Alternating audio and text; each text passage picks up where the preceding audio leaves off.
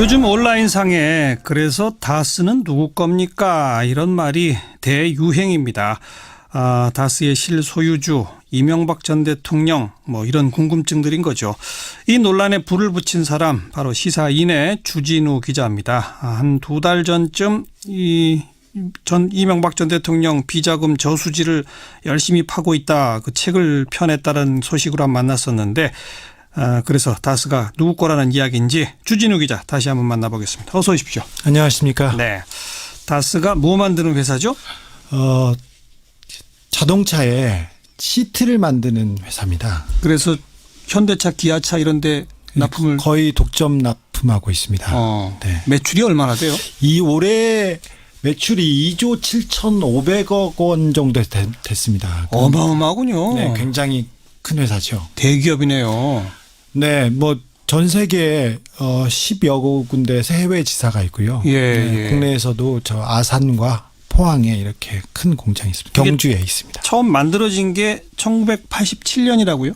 네네. 대부기공이라는 회사로 만들어졌는데요. 그 이후에 이름을 한번 바꿔서 2000년대 초반까지만 해도 몇백억 대, 한 1000억대 매출이었는데 2002년 이명박 대통령이 시장이 되고 그다음에 2007년 대통령이 된 이후에 폭풍 성장을 거듭해서 지금은 2조 7,500억 매출에 10조 가치가 있는 회사로 발돋움했습니다. 2000년대 되기 전에는 매출이 미미했어요?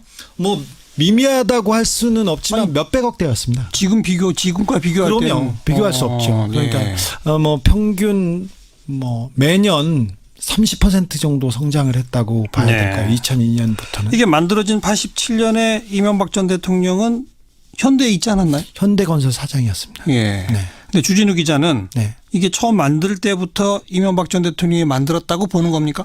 이명박 대통령이 주변 사람들한테 이런 얘기를 하고 다녔습니다. 그래서 정주영 회장과 정세영 회장, 정세영 회장하고 이명박 대통령하고 가까웠답니다. 그래서 하나 부품 하나 해서 부품 회사 하나 하면 평생 먹고 사니까 하나 해라. 그러니까 제일 쉬운 시트 공장 주세요. 이렇게 해서 그 회사를 시작했다고 이렇게 이명박 대통령 측근들이 말하고 있습니다. 정두원 전 의원이 증언하고 있습니다.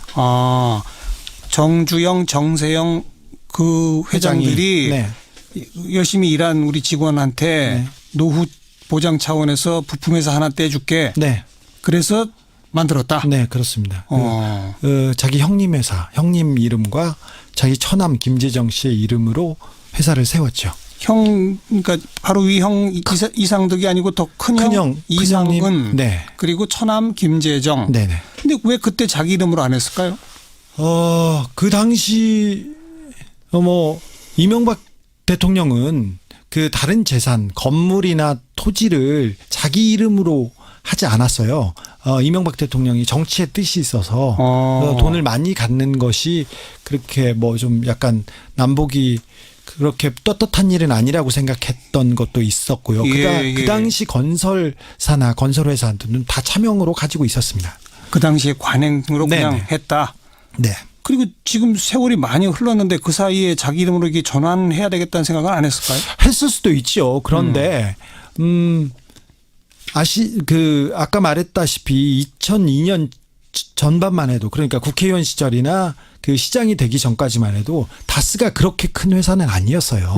그런데 시장이 되고 나서 성장을 하기 시작합니다. 크게 성장을 하고 대통령 때 그리고 엄청나게 성장을 하는데 자기 회사를 가지고 그렇게 폭풍 성장을 하는 것 자체가 자기 이름을 걸 수가 없었군요. 그렇죠. 네, 그거 자체가 그 공직자로서는 문제가 있다는 지적을 바로 받을 것이 분명해서 그 차명으로 두었다고 저는 보고 있습니다. 하긴 시장 시절 되면서부터는 공직자 재산 공개를 하게 되는데 거기서부터 일단 위법이 생긴 거네요. 네. 시장이 될 때부터 그리고 대통령이 될 때도 다스의 차명 의혹은 있었어요. 우선 다스 다니는 분들이 이게 이명박 대통령 거라고 얘기하고 관계자들도 그렇고요. 다스에 있는 모든 중역들이 이상은과 이 김재정하고는 관련이 없고 이명박 대통령 관계인들이 다 있어요. 예, 그리고 예. 임원들도 그렇고 주주들도 이명박 대통령 지인들이 가 있습니다. 현대건설에서 같이 회사를 하던 분들이 예. 주주이자 회사의 중역으로 있어요. 예. 김재정 씨는 모르고 예. 이상은 씨도 몰라요. 예. 그리고 뭐 김재정 씨나 이상은 씨는 회사에 안 나왔어요. 음흠. 네. 그리고 김재정 씨는 얼마 전에 돌아가셨죠. 사망했고 네. 아까 일부 시간에도 다뤘습니다만 그 상속세를 내는 네. 과정 여기도 지금 의혹이 또 있네요. 김재정 씨가 갑자기 돌아가셨는데 그때가 이명박 대통령이 그 청와대에 계실 때였는데 예. 청와대가 난리가 났어요. 예. 그래서 뭘 어떻게 할까? 그 청와대가 난리가 나서 다스 상속세를 어떻게 해야 되는지 그걸 뭐 TF팀을 꾸려서 다스에 지시를 하고 다스에서는 또 회의를 해서 청와대에 보고한 문건을 제가 공개하기도 했습니다. 자기하고 관련이 없으면 자기 천암회사인데 예. 그때는 김재정 씨가 최대 주주였거든요. 예. 예. 천암회사가 천암이 죽고 상속세를 내는데 왜 청와대에서 난리가 났으며 그다음에 직접 지시를 이명박 대통령이 했다고 해요. 네. 네, 뭐 차명으로 볼 수 있는 가장 강력한 근거들인데 그 서류들이 시사인을 통해 공개됐습니다. 네. 아까 이제 박영선 의원의 문제 제기에 의하면 네. 김재정 씨 소유의 부동산도 많이 있고 네. 그러면 이제 상속세를 못 받게 되면 부동산을 담보로 해서 돈을 받잖아요. 보통 국세청이. 보통 세금을 내라고 하면 돈을 갖다 내죠. 현금이죠. 그러니까요. 예. 현금이 안 내면 부동산을 잡아서 내거나 아니면 부동산을 받습니다. 네, 네. 그래도 못 받을 경우 이렇게 주식을 받는데 예. 비상장 주식이고 예. 가치를 어떻게 정할 수도 없어요. 예. 근데 이 가치를 어떻게 정하고 어떻게 세금을 내고 주식으로 어떻게 해라 이런 내용이 청와대에서 다스로 내려보낸 문건이 있었습니다. 그리고 국세청은 그대로 편의를 봐주고. 그렇습니다. 그리고 그 부동산을 왜 그러면 그 세금으로 받지 않느냐는 것은 근저당이 돼 있기 때문이고. 근저당을 급히 설정했어요. 알고 보니 딱 190만 원 이명박 이름의 근저당. 네, 그런 땅이 있었고요. 그거는 뭐 충북 옥천에 있는 땅이었는데요. 네. 35만 평에 190만 원 근저당이 이명박 대통령으로 잡혀 있습니다. 네. 그리고 다른 땅은 굉장히 비싼 땅들인데 비싼 땅인데 30년, 40년에 30년 동안 단돈 4천만 원을 빌려요. 예, 예. 그러니까 30년 동안 4천만 원을 갚지 않으면 아무도 움직일 수 없는 그런 땅으로 묶이는 거죠. 예. 그래서 그런 걸 보면 김재정 씨의 재산으로 보기에는 어려운 측면이 있습니다. 결국은 그 땅들도 네. 이명박 대통령 차명으로 의심됩니다. 자, 그리고 최근에 이명박 전 대통령의 아들이 네. 다스의 어디 몇 군데 대표가 됐다고요? 최근이 아니라 뭐 몇 년 됐습니다. 그 김재정 씨가 돌아가시자마자 이시영 씨는 그때 한국 타이어라고 그 사돈회사, 예. 사돈회사에 다니고 있었어요. 이명박 전 대통령 아들 이시형. 네, 예. 이시영 씨는 그랬는데 회사는 잘 안 가고 그냥 정만 두고 있었어요. 예. 근데 김재정 씨가 죽자마자 재산 관계를 이렇게 나누고 그리고는 급히 이시영 씨가 다스의 과장으로 입사하죠. 네. 그러니까 입사하면서 그 이시영 씨 직할 체제를 만들어줍니다. 몇 년, 3년 만에 전무로 이렇게 승진도 했고요. 예. 그리고 이시영 씨를 위해서 이상은 씨, 그러니까 이상은 씨 아들 이동영 씨는 총괄 부사장이었어요. 예. 다스의 총괄 부사장이었는데 예. 총괄을 빼고 아산 공장으로 쫓겨납니다.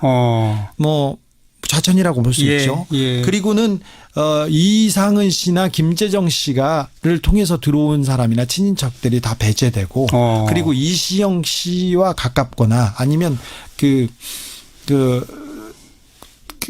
이명박 대통령과 가까운 사람들이 그 중요한 자리에 차지합니다. 네. 그러니까 신학수 같은 사람은 청와대에 있던 사람인데 다스의 감사로 간다거나 이렇게 해서 이게 진영이 꾸려지는데 그러면서 자회사 해외 투자를 급속도로 늘리는데 예. 특별히 해외에사는 그 회사의 대표는 이시영 씨가 맡고 그리고 다스의 자회사가 80개까지 늘어나는데 예. 여러 회사가 이시영 씨의 차명 회사로 의심되고 있습니다. 네. 그러니까 서류상 대표로 돼 있는 이상은의 아들은 좌천되고 네. 서류상 주식이 전혀 없는 이명박 전 대통령의 아들이 핵심 대표를 맡게 됐고. 네네. 총괄 전무로 지금 그 다스의 본사에서 경주에서 지금 업무를 보고 있습니다. 그리고 해외 법인들에서는 대표로 선임이 네, 되고. 그렇습니다. 네, 네. 네. 그런데 지금 이제 이 과연 다스가 누구 거냐? 다스의 실소유주가 이명박이라는 걸 밝혀내는 것이 네. 이게 법적으로도 매우 중요한 문제가 돼 버리는 게 네. 이게 BBK랑 연결이 되는 거 아닙니까? 그렇습니다. 다스의 돈이 BBK로 넘어갔고 다스가 BBK에 투자한 형식으로 네, 예. 투자했는데 그때 뭐 다스와 BBK는 관계가 없고 그냥 단순 투자로 끝났어요. 네. 이명박 대통령하고도 관계가 없다고. 예. 그런데 이명박 대통령 재임 시절에 그 김경준이 그 투자자들로부터 그 주가 조작을 통해 얻은 불법 이익을 예.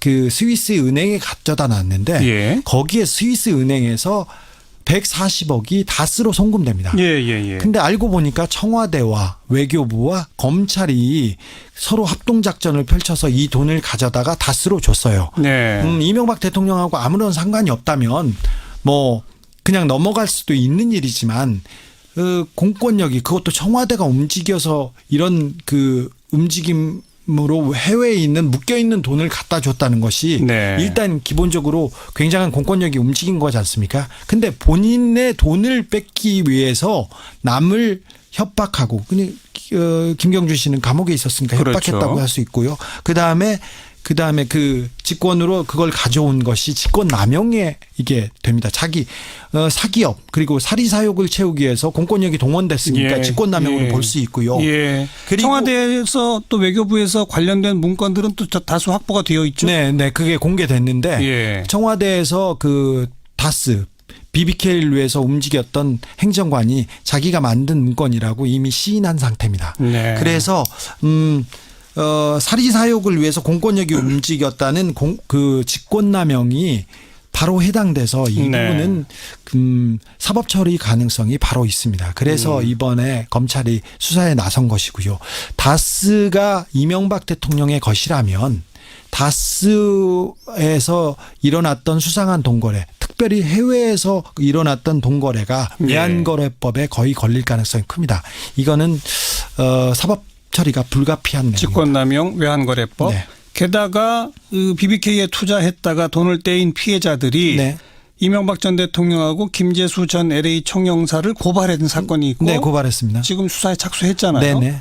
김재수 전 LA 총영사는 어떤 역할을 한 겁니까? 김재수 저 LA 총영사는 그분은 이명박 그 대통령의 변호사였어요. BBK 돈을 찾으려고 개인적으로 썼던 변호사인데 예. 이분이 이명박 대통령이 당선되자마자 LA 총영사에 임명됩니다. 아, 근데 LA 총영사로 임명돼서도 그 BBK의 돈을 뺏기 위해서 돈을 찾기 위해서 움직였습니다. 네. 외교관이 개인의 돈을 그 찾기 위해서 움직였던 게 그 회의 자료에서 이렇게 나오는데요. 예. 이건 뭐 직권남용이 명백해 보이죠. 그러니까 자기 돈 찾는데 실무를 맡았던 변호사를 네. 아예 그냥 LA에 가서 해라. 네. 총영사 직함 줄 테니. LA의 변호사였어요. 미국 변호사였어요. LA에 있는 변호사를. 네. 근데 공직까지 줄 테니. 네.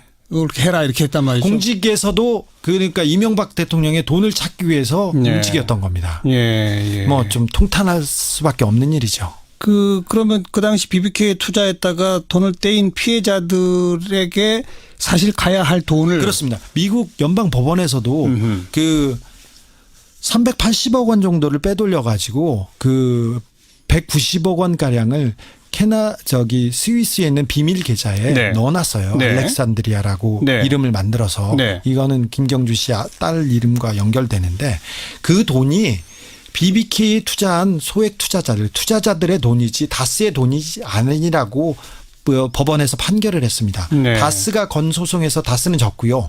그 투자자들이 건 소송에서 투자자들은 이겼어요. 예, 그래서 예. 그 소액 투자자들의 돈인데 그렇죠. 이 돈을 강탈해서 공권력을 통해서 뺏어다가 다스에 줘버린 거죠. 예. 그러니 이 그 피해자들은 우리 돈 내놓으라고 얘기할 수밖에 없는 상황이고요. 스위스 계좌는 어떻게 동결을 시켜 묶어놨는데 네. 풀었을까요? 풀었어요. 그것도 공권력이 움직였습니다. 그 공권력이 스위스까지 미쳐요?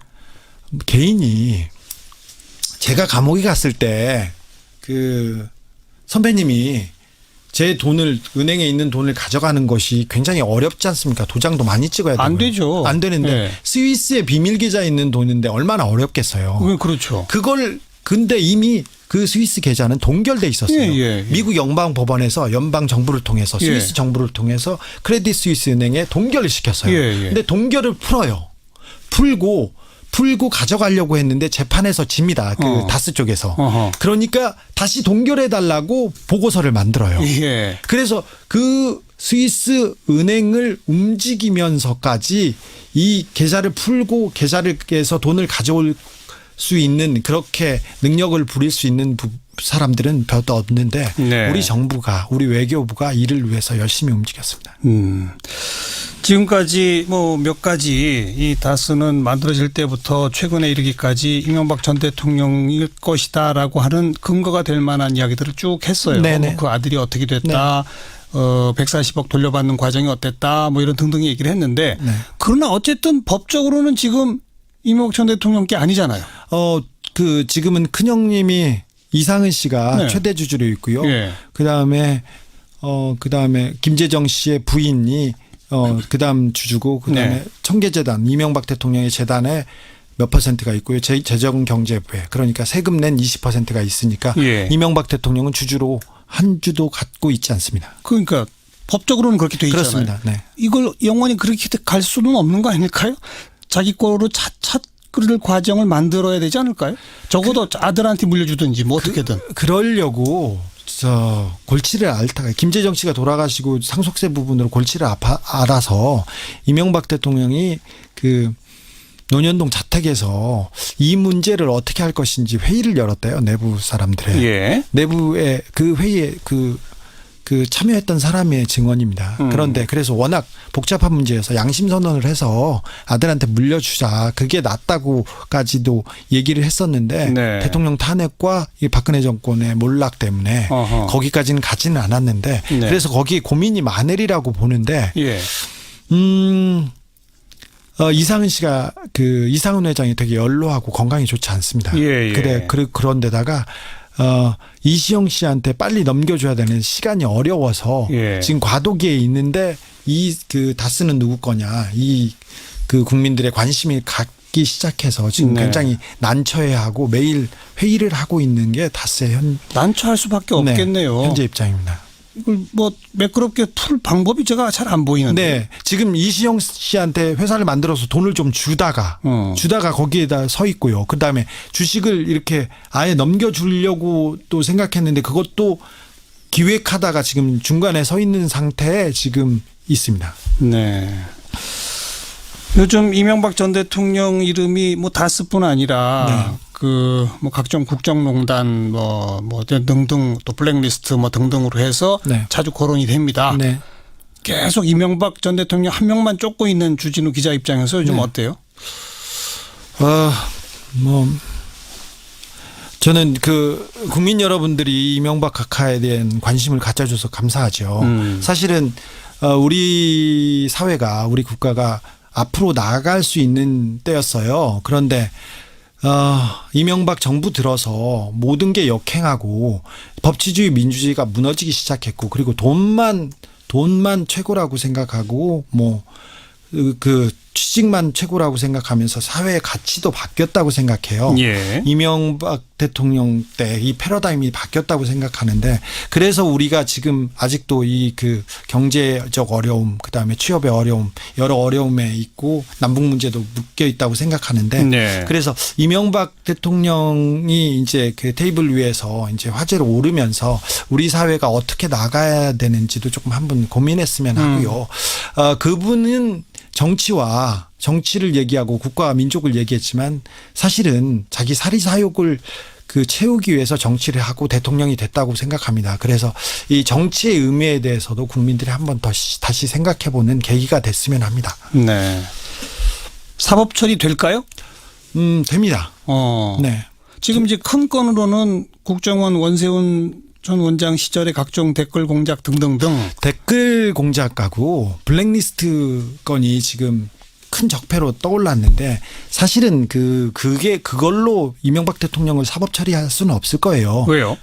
댓글을 단 사람들은 주로 국정원 직원한테 알바를 뛰던 그 민간인이었어요. 예. 그 댓글을 다는 사람 그리고 책임자 위에 원장, 차장, 뭐 실장, 예. 원장까지 와서 원장이 이명박 대통령을 불어줘야 되는데 예. 거기까지는 어려울 겁니다. 안 부를 거다. 네, 블랙리스트 건도 지금 뭐 사회적으로 큰 관심은 있지만 국정원의 적폐 중에 저는 10번째, 20번째 과제라고 생각해요. 네. 문화예술팀 그러니까 국정원에서도 제일 한직에 하던 일이에요. 거기에 근데 유명인들, 연예인들이 있어서 굉장히 문제가 크지만 예. 화이트리스트 그리고 국정원의 특수활동비 이런 부분까지 수사가 진행돼야 되는데 거기까지는 굉장히 더디거든요. 네. 국정원의 특수활동비 이 부분을 이명박 대통령과 원세훈 원장이 많이 만졌어요. 근데 여기까지 수사가 가려면 굉장히 많은 길이 남아 있습니다. 이 부분으로 이명박 대통령이 사법 처리되기는 어렵고요. 네.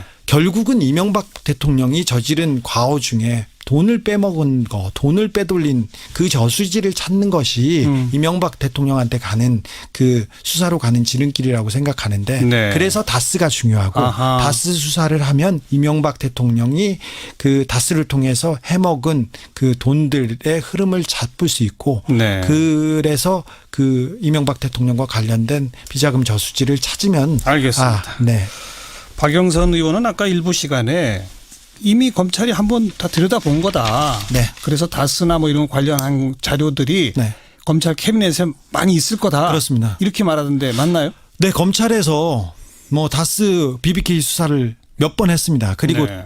특검이 있었어요. 그래서 BBK 특검을 통해서 다 덮여 있는 사건이에요. 예, 예. 그래서 검찰이 이 앞에 BBK 검사들이 덮어놓은 은폐한 그 사건을 그 내용을까지 추적해서 수사를 하면 굉장히 좋겠지만 네. 그러기는 쉽지 않으리라고 생각해요. 그래서 140억 수사가 중요하다고 생각합니다. 이 부분을 수사하면 BBK 다스 문제를 거론할 수 있고 알겠습니다. 다시 수사할 수 있습니다. 왜 온라인상에 지금 그래서 다스는 누구 겁니까가 계속 오르내리는지 네. 그 배경을 오늘 충실하게 설명을 들었네요. 시사인의 주진우 기자 고맙습니다. 감사합니다. 이명박 전 대통령은 현대에 있지 않았나요? 현대건설 사장이었습니다. 예. 네. 근데 주진우 기자는 네. 이게 처음 만들 때부터 이명박 전 대통령이 만들었다고 보는 겁니까? 이명박 대통령이 주변 사람들한테 이런 얘기를 하고 다녔습니다. 그래서 정주영 회장과 정세영 회장, 정세영 회장하고 이명박 대통령하고 가까웠답니다. 그래서 뭐 하나 부품 하나 해서 부품 회사 하나 하면 평생 먹고 사니까 뭐 하나 해라. 그러니까 네. 제일 쉬운 시트 공장 주세요. 이렇게 해서 그 회사를 시작했다고 이렇게 이명박 대통령 측근들이 말하고 있습니다. 정두원 전 의원이 증언하고 있습니다. 아, 정주영, 정세영 그 회장들이 네. 열심히 일한 우리 직원한테 네. 노후 보장 차원에서 부품회사 하나 떼줄게. 네. 그래서 만들었다. 네, 그렇습니다. 자기 형님 회사, 형님 이름과 자기 처남 김재정 씨의 이름으로 회사를 세웠죠. 그러니까 바로 위 형 이상덕이 아니고 더 큰형 이상은 큰형님. 네. 그리고 처남 김재정. 네네. 근데 왜 그때 자기 이름으로 안 했을까요? 그 당시 이명박 대통령은 그 다른 재산, 건물이나 토지를 자기 이름으로 하지 않았어요. 이명박 대통령이 정치의 뜻이 있어서 돈을 많이 갖는 것이 그렇게 뭐 좀 약간 남북이 그렇게 떳떳한 일은 아니라고 생각했던 것도 있었고요. 그 당시 건설사나 건설회사들은 다 차명으로 가지고 있었습니다. 그 당시에 관행으로 그냥 네네. 했다. 네. 그리고 지금 세월이 많이 흘렀는데 그 사이에 자기 이름으로 이게 전환해야 되겠다는 생각은 안 했을까요? 했을 수도 있죠. 그런데 아까 말했다시피 2002년 전반만 해도 그러니까 국회의원 시절이나 그 시장이 되기 전까지만 해도 다스가 그렇게 큰 회사는 아니었어요. 네, 예. 그런데 시장이 되고 나서 성장을 하기 시작합니다. 크게 성장을 하고 대통령 때 그리고 뭐 엄청나게 성장을 하는데 아, 자기 회사를 가지고 그렇게 폭풍 성장을 하는 것 자체가 자기 이름을 걸릴 수가 없었군요. 그렇죠. 네, 그거 자체가 그 공직자로서는 문제가 있다는 지적을 바로 받을 것이 분명해서 네. 그 차명으로 두었다고 저는 그 보고 있습니다. 하긴 시장 시절 되면서부터는 공직자 재산 공개를 하게 되는데 그렇습니다. 거기서부터 일단 위법이 생긴 거네요. 네. 시장이 될 때부터 그리고 대통령이 될 때도 다스의 차명 의혹은 그 있었어요. 예. 우선 뭐 다스 다니는 분들이 예. 이게 뭐 이명박 대통령 거라고 얘기하고 관계자들도 그렇고요. 예. 다스에 있는 모든 중역들이 이상은과 이 김재정하고는 관련이 없고 이명박 대통령 관계인들이 다 있어요. 예, 그리고 예. 임원들도 그렇고 주주들도 이명박 대통령 지인들이 가 있습니다. 현대건설에서 같이 회사를 하던 분들이 예. 주주이자 회사의 중역으로 있어요. 예. 김재정 씨는 모르고 예. 이상은 씨도 몰라요. 예. 그리고 뭐 김재정 씨나 이상은 씨는 회사에 안 나왔어요. 네. 그리고 김재정 씨는 얼마 전에 돌아가셨죠. 사망했고 네. 아까 일부 시간에도 다뤘습니다만 그 상속세를 내는 네. 과정 여기도 지금 의혹이 또 있네요. 김재정 씨가 갑자기 돌아가셨는데 그때가 이명박 대통령이 그 청와대에 계실 때였는데 예. 청와대가 난리가 났어요. 예. 그래서 뭘 어떻게 할까? 그 청와대가 난리가 나서 다스 상속세를 어떻게 해야 되는지 그걸 뭐 TF팀을 꾸려서 다스에 지시를 하고 다스에서는 또 회의를 해서 청와대에 보고한 문건을 제가 공개하기도 했습니다. 자기하고 관련이 없으면 자기 처남회사인데 예. 그때는 김재정 씨가 최대 주주였거든요. 예. 처남회사가 처남이 죽고 상속세를 내는데 왜 청와대에서 난리가 났으며 그다음에 직접 지시를 이명박 대통령이 했다고 해요. 네. 뭐 차명으로 볼 수 있는 가장 강력한 근거들인데 그 서류들이 시사인을 통해 공개됐습니다. 네. 아까 이제 박영선 의원의 문제 제기에 의하면 네. 김재정 씨 소유의 부동산도 많이 있고 네. 그러면 이제 상속세를 못 받게 되면 부동산을 담보로 해서 돈을 받잖아요. 국세청이. 보통 세금을 내라고 하면 돈을 갖다 내죠. 현금이죠. 예. 현금이 안 내면 부동산을 잡아서 내거나 아니면 부동산을 받습니다. 네. 그래도 못 받을 경우 이렇게 주식을 받는데 예. 비상장 주식이고 예. 가치를 어떻게 정할 수도 없어요. 예. 근데 이 가치를 어떻게 정하고 어떻게 세금을 내고 주식으로 어떻게 해라 이런 내용이 청와대에서 다스로 내려보낸 문건이 있었습니다. 그리고 국세청은 그대로 편의를 봐주고. 그렇습니다. 그리고 그 부동산을 왜 그러면 그 세금으로 받지 않느냐는 것은 근저당이 돼 있기 때문이고. 근저당을 급히 설정했어요. 알고 보니 딱 190만 원 이명박 이름의 근저당. 네, 그런 땅이 있었고요. 그거는 뭐 충북 옥천에 있는 땅이었는데요. 네. 35만 평에 190만 원 근저당이 이명박 대통령으로 잡혀 있습니다. 네. 그리고 다른 땅은 굉장히 비싼 땅들인데 비싼 땅인데 30년, 40년에 30년 동안 단돈 4천만 원을 그 빌려요. 예. 그러니까 30년 동안 4천만 원을 갚지 않으면 아무도 움직일 수 없는 그런 땅으로 묶이는 거죠. 예. 그래서 그런 걸 보면 김재정 씨의 재산으로 보기에는 어려운 측면이 있습니다. 결국은 그 땅들도 네. 이명박 대통령 차명으로 요즘 온라인상에 그래서 다스는 누구 겁니까? 이런 말이 대유행입니다. 다스의 실소유주 이명박 전 대통령 뭐 이런 궁금증들인 거죠. 이 논란에 불을 붙인 사람 바로 시사인의 주진우 기자입니다. 한 2달 전쯤 이명박 전 대통령 비자금 저수지를 열심히 파고 있다. 그 책을 펴냈다는 소식으로 만났었는데 그래서 다스가 누구 거라는 이야기인지 주진우 기자 다시 한번 만나보겠습니다. 어서 오십시오. 안녕하십니까? 네. 다스가 뭐 만드는 회사죠? 자동차에 시트를 만드는 회사입니다. 그래서 현대차, 기아차 이런 데 납품을 거의 독점 납품하고 있습니다. 네. 매출이 얼마나 돼요? 이 올해 매출이 2조 7,500억 원 정도 됐습니다. 어마어마하군요. 네, 굉장히 큰 회사죠. 대기업이네요.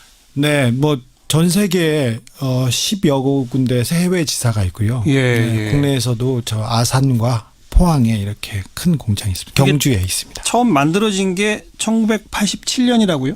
네네. 대부기공이라는 회사로 만들어졌는데요. 그 이후에 이름을 한번 바꿔서 네. 2000년대 초반까지만 해도 뭐 몇백억대, 한 1000억대 매출이었는데 예. 2002년 뭐 이명박 대통령이 시장이 되고 그다음에 2007년 대통령이 된 이후에 폭풍 성장을 거듭해서 지금은 뭐 2조 7,500억 원 매출에 10조 가치가 있는 회사로 발돋움했습니다. 2000년대 되기 전에는 매출이 미미했어요? 뭐 미미하다고 할 수는 없지만 몇백억 대였습니다. 지금과 비교할 때는 그럼요. 비교할 수 없죠. 네. 그러니까 뭐 평균 뭐 매년 30% 정도 성장을 했다고 봐야 네. 될까요? 2002년부터는 이게 만들어진 87년에 의심됩니다. 자, 그리고 최근에 이명박 전 대통령의 아들이 네. 다스의 어디 몇 군데 대표가 됐다고요? 최근이 아니라 뭐 몇 년 됐습니다. 그 김재정 씨가 돌아가시자마자 이시영 씨는 그때 한국 타이어라고 그 사돈회사 예. 사돈회사에 다니고 있었어요. 이명박 전 대통령 아들 이시형. 네, 예. 이시영 씨는 그랬는데 회사는 잘 안 가고 그냥 정만 두고 있었어요. 예. 근데 김재정 씨가 죽자마자 재산 관계를 이렇게 나누고 그리고는 급히 이시영 씨가 다스의 과장으로 입사하죠. 네. 그러니까 입사하면서 그 이시영 씨 직할 체제를 만들어줍니다. 몇 년, 3년 만에 전무로 이렇게 승진도 했고요. 예. 그리고 이시영 씨를 위해서 이상은 씨, 그러니까 이상은 씨 아들 이동영 씨는 총괄 부사장이었어요. 예. 다스의 총괄 부사장이었는데 예. 총괄을 빼고 아산 공장으로 쫓겨납니다. 뭐 좌천이라고 볼 수 예, 있죠. 예. 그리고는 이상은 씨나 김재정 씨가를 통해서 들어온 사람이나 친인척들이 다 배제되고 그리고 이시영 씨와 가깝거나 아니면 이명박 대통령과 가까운 사람들이 그 중요한 자리에 차지합니다. 네. 그러니까 신학수 같은 사람은 청와대에 있던 사람인데 다스의 감사로 간다거나 이렇게 해서 이게 진용이 꾸려지는데 그러면서 자회사 해외 투자를 급속도로 늘리는데 예. 특별히 해외에사는 그 회사의 대표는 이시영 씨가 맡고 그리고 다스의 그 자회사가 80개까지 늘어나는데 예. 여러 회사가 이시영 씨의 차명 회사로 의심되고 있습니다. 네. 그러니까 서류상 대표로